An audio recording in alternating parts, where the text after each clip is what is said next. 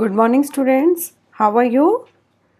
I hope you all are seeing the videos of English subject regularly and you are making notes or the work given side by side.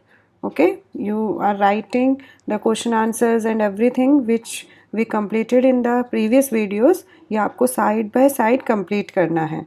Okay, so do not miss any video. If you missed any one of them, जो भी हमें अभी तक हमने complete किया है, then you please see it on tomorrow और day after tomorrow. आप सैटरडे और संडे में इसको कंप्लीट करेंगे. Okay, if we talk about the syllabus for April month, then this unit 1, there is unit 1 and one poem noses from unit 2. Okay, so far we have completed this unit 1, wake up poem or Neha's alarm clock we have completed. So we are left with one poem, that is noses. So today we will complete that poem. Okay, so come to open your books. Before seeing these videos, please आप अपनी book and copies सब जो pencil सब निकाल के रखिए. Okay, now open your second unit and the poem name of the poem is noses. Okay, today we will understand this poem noses. Okay, the little fir tree that is in syllabus of month of May. ये month of May का जो syllabus है उसमें है. अभी तक हमें सिर्फ noses तक complete करना है. Okay, so आपको भी अपनी बुक में ऐसा दिख रहा होगा. This is the poem and the name of the poem is noses. And who is the poet? The name of the poet is given here, Ellen Fisher. AILLENFISHER.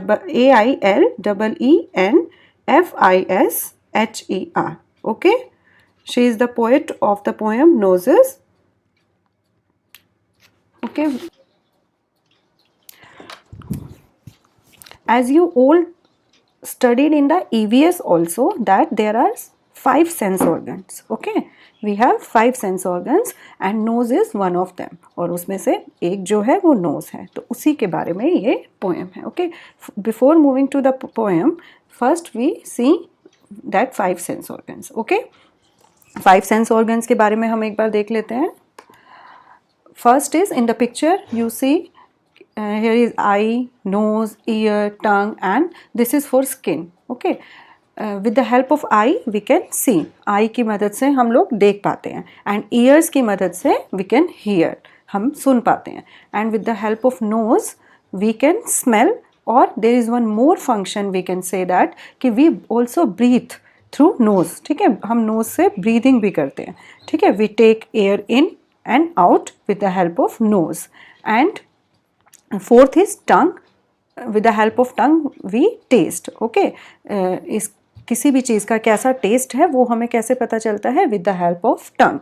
and with the help of skin we feel. हम skin की मदद से we feel, हम महसूस कर पाते हैं. कोई भी टच है, किसी ने हमें पिंच किया है, टच किया है, कोई गर्म चीज़ है या ठंडी चीज़ है, ये हमें कैसे पता चलता है?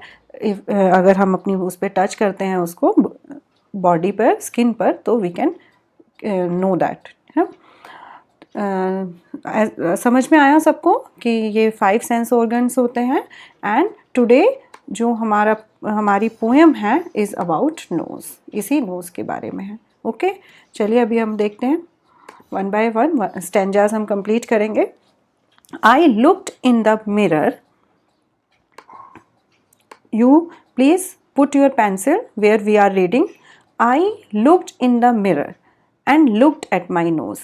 Here in the picture you all are able to see ना, there is a mirror and one girl is standing in front of the mirror. वो खड़ी हुई है, अपने face को देख रही है. Okay, so here poet says whenever she looks at her face in the mirror, okay, she looks at her nose. जब भी वो कभी मिरर के सामने खड़ी होती है, she always look at her nose. And what she finds? She finds her nose is very funny, है ना? It is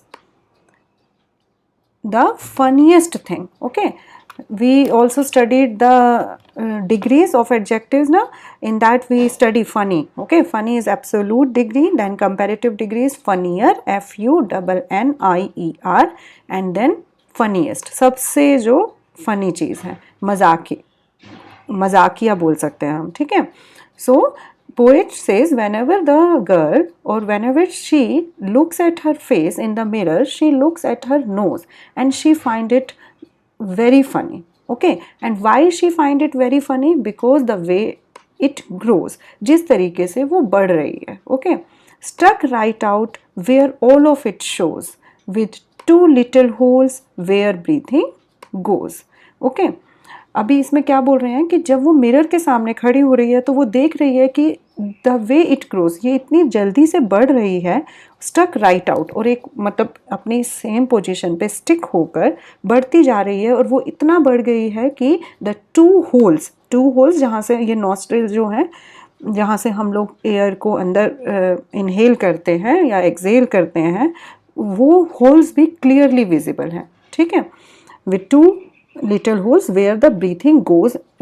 Okay, तो here one more function of nose क्या है वो, कि हम हवा जो होती है, ऑक्सीजन आप बोल सकते हैं, उसको ब्रीथ इन करते हैं, and what we breathe out, carbon dioxide. Okay, that you will study in the EVS also in more detail. अभी आपके लिए इतना जानना यहाँ पर बहुत है.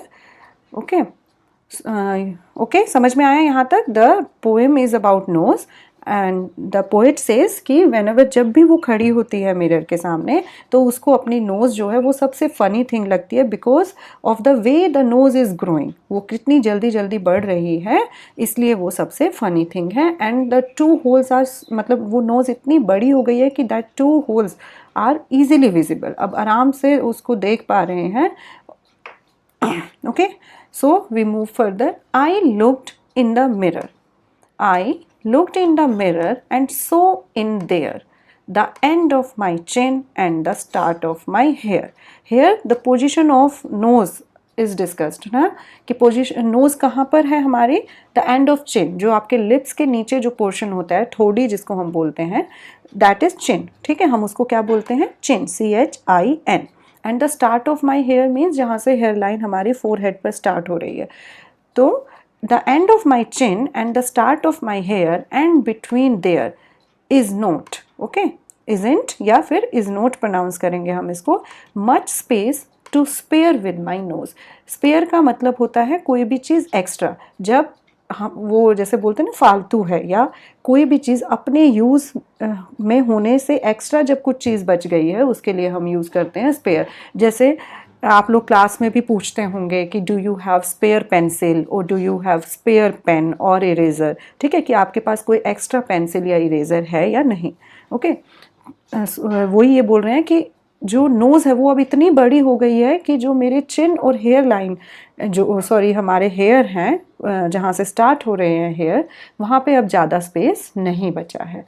And here the poet is comparing the nose with a handle of a door. जो डोर में एक हैंडल लगा होता है, ठीक है, उससे वो कंपेयर कर रहे हैं कि जैसे वो एक डोर से बिल्कुल अलग सा निकला रहता है, बीचों बीच डोर के होता है, like a handle sticking there. जैसे एक डोर पे हैंडल स्टिक हो गया है, ऐसे ही जो नोज़ है वो भी हमारे फेस पे ऐसे स्टिक होके ग्रो कर रही है. ओके, समझ में आया? So the poet is comparing the nose with the handle of the door. If ever you want to giggle, okay, here you find one word giggle. giggle क्या होता है? जब ठीठी करके हंसना, मतलब आप ऐसे हंस रहे हो, रुक रहे हो, हंस रहे हो, और सिली सी एक हंसी होती है, ठीक है, उसको हम giggle बोलते हैं. If you ever want to giggle and shout, अगर आप कभी हंसना चाहते हैं, शाउट करना चाहते हैं, चिल्लाना चाहते हैं, and you can not think of what to do it about, और आपको कोई रीज़न नहीं मिल रहा है ना. If ever you want to laugh at something but you can not find one, आपको वो रीज़न नहीं मिल रहा है, सो यू, पोएट क्या बोल रहे हैं, just look in the mirror and then no doubt you will see how funny your nose sticks out. ठीक है, तो if you do not find any reason to laugh और गिगल और shout, then you just go in front of the mirror and see your nose, and you laugh, है ना, you laugh on your nose, आप अपने knows पर हंसेंगे और कि वो कैसे चिपक गई है वहाँ पे और वो किस तरीके से बढ़ रही है. Okay, so here the poet finds her nose is very funniest. ठीक है, अपनी बॉडी में उसको सबसे फनीएस्ट जो चीज़ लग रही है दैट इज़ नोज़. और वो किस लिए? क्योंकि वो इतनी बड़ी होती जा रही है. ठीक है, कि अब उसके 2 होल्स विजिबल हैं, वो इजीली देख पा रही है. अब उसके फेस में भी ज़्यादा जगह नहीं बची है कि अब उसकी नोज़ इतनी बड़ी हो गई है. और वो बोल रही है कि अगर आपको कभी भी कोई हंसने के लिए रीज़न ना मिले तो आपको क्या करना है, you just go in front of the mirror and look at your nose. तो आपको नो डाउट यू डेफिनेटली जो है आप उसको देखकर हंसेंगे.